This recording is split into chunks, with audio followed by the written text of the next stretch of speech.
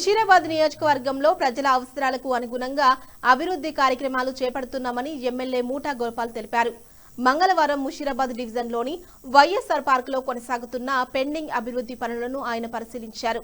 ఈ సందర్భంగా మాట్లాడుతూ పెండింగ్ లో ఉన్న పనులన్నింటినీ వారం రోజుల్లో పూర్తి చేయాలని అధికారులను ఆదేశించారు. వైఎస్ఆర్ పార్కులో మహిళల సౌకర్యార్థం అవసరమైన మౌలిక వసతులు కల్పిస్తున్నామని తెలిపారు.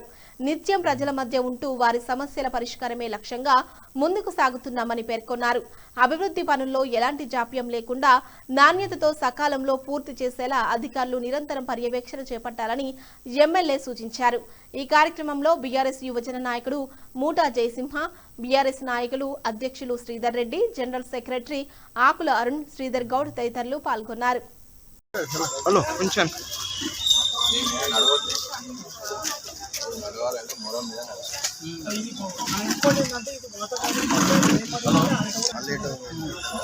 రెగ్యులర్ వాకర్స్ ఉంటాయి.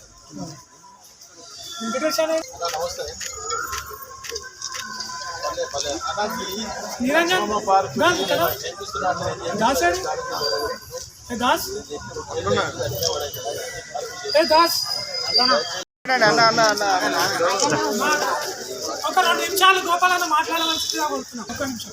జై గురించి బాగా డెవలప్ సీనియర్ సిటిజన్